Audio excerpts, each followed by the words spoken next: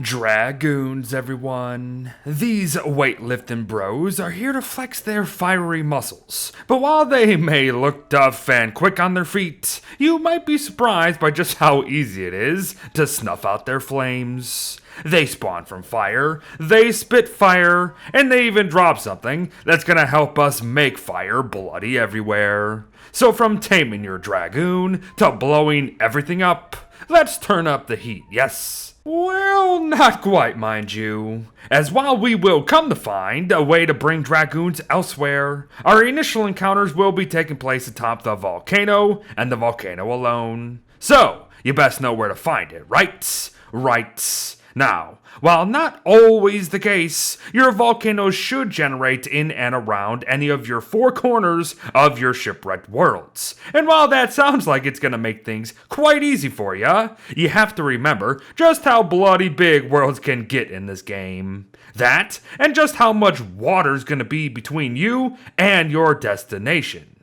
The volcano is a finicky pile of molten rock, and it always has been. However, there is actually a surefire solution to finding it out there that might surprise you at the end of the day. And it's jellyfish, rainbow jellyfish at that. And no, seriously, this before you hear is the start of the great rainbow jellyfish migration that kicks off every new moon day underneath the volcano in Don't Starve Shipwrecked. And after a new moon passes, of course, the jellies will then swim towards the center of the world in some large groups. So then, if you see a bunch of these rainbow jellies going in one direction, you should be sure to head in the other one in hopes of finding the fiery rock here. Good stuff, good luck. But yes, back to our regularly scheduled program here. Once atop the rock, you will see plenty of structures called dragoon dens. And if you can believe it, these are where dragoons live. Wow. Who could have guessed that one? But dragoon dens can be home to 3 to 4 dragoons in total, and they will spawn a dragoon every 30 seconds throughout most of the day. But come nightfall, however, all dragoons will return to their homes unless they have been aggroed by something or they've aggroed onto something beforehand, of course. Nothing too crazy or unique there, honestly. They're mostly just gonna mind their business unless we get too close to it. So, do so, and you'll piss them off quick. Dragoons here have 300 health each, deal 25 damage a punch, attack quickly if you let them actually, and just love to charge into battle whenever they can. Well, unless they see their friends fighting something, because, believe it or not, dragoons are not horde-like. If you attack one, others just don't flip and care. Now, while it is possible to stun-lock dragoons for lots of easy hits after a charge attack, the process can be finicky depending on timings, so I just highly suggest dodging said charge attack, and then the subsequent punch, getting 2 hits in yourself following all that, and then repeating until it's dead. It's easy peasy. Again, they only got 300 health for Pete's sake. And dragoons will respawn from dens every 2 minutes, which is quite quick actually. And trust me, you are absolutely going to need all the bloody dragoons you can get in order to finally claim their best drop eventually. While they will drop monster meat guaranteed, a dragoon will only drop a dragoon heart here 10% of the time. Which, honestly, feels like way less half the time too, but what can you do? Well, actually, I guess you could eat the heart, albeit that's probably pretty wasteful, as while it will provide a glow for 90 seconds, 25 hunger, and 11 health a pop, it will hit us for 11 sanity, and it is best used elsewhere regardless. Some lesser uses could be using the heart itself to stave off the night, as yes, a heart on the ground will actually glow just enough for us, as you can see. Or maybe you would like to take dragoons off the volcano and into some other DLCs with the dragoon dencraft here. Is there a reason to do the latter? Not really, but hey, it's still gonna make dragoons renewable in the other DLCs if needed, so there's that. But come on now, folks. All of that is nonsense compared to using dragoon hearts for their true purpose. Obsidian workbench crafting.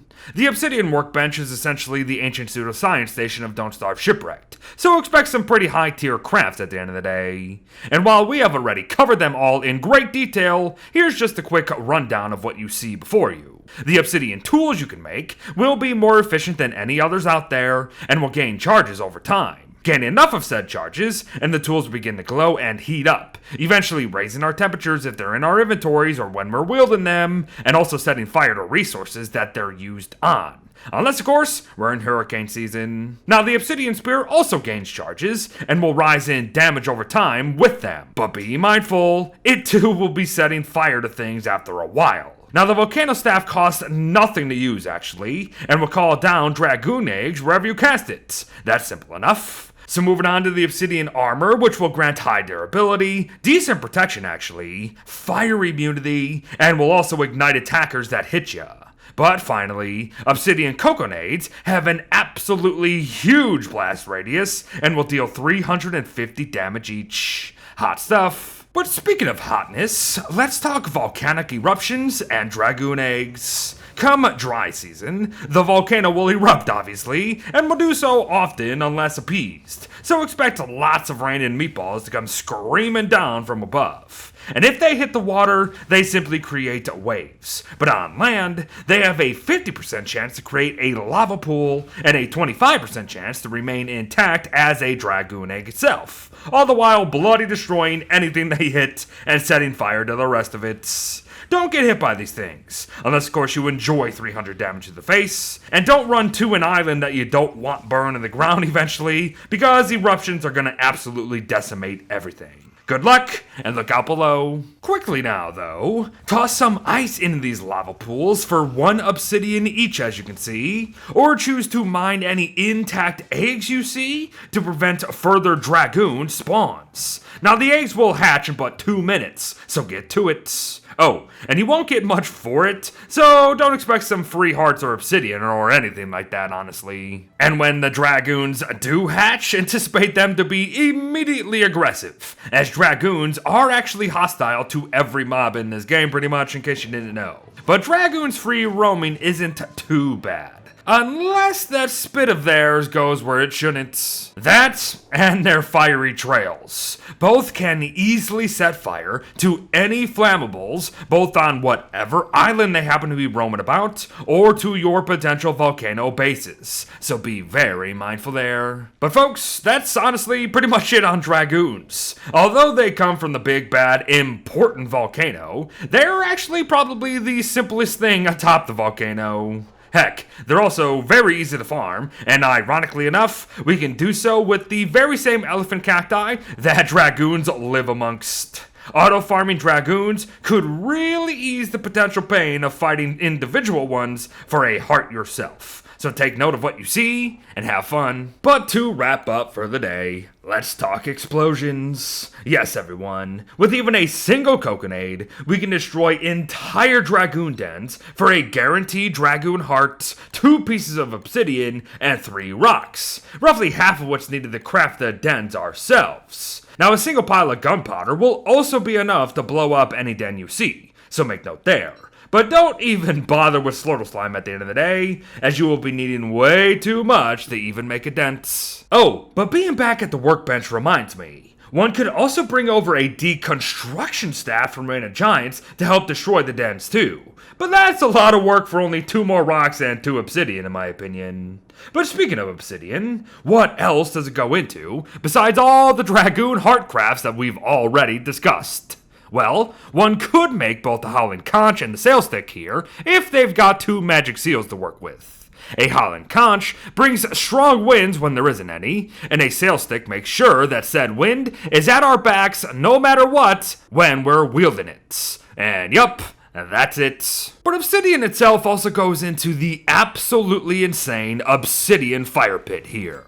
8 obsidian, and 3 logs for a fire that will have fuel last for 50% longer than normal fire pits, a fire that will provide the biggest light radius in all of Don't Starve history, and it's not even close, and a fire that is also immune to strong winds. Amazing. Simply amazing. And by the way, it's night in case you couldn't tell. And lastly, one of Wickerbottom's long-lost novels requires obsidian as well. Use 2 obsidian for the joy of volcanology, and Wicker can be able to call down 4 Dragoon eggs in the area at no cost to her sanity at all. so take advantage. And there you have it, everyone. A guide on how to outperform the competition while not even lifting any weights. In other words, a video on Dragoons and how to easily tame them. Thanks for watching, folks. Well wishes to all. Pump that iron, and I'll see ya in the next one.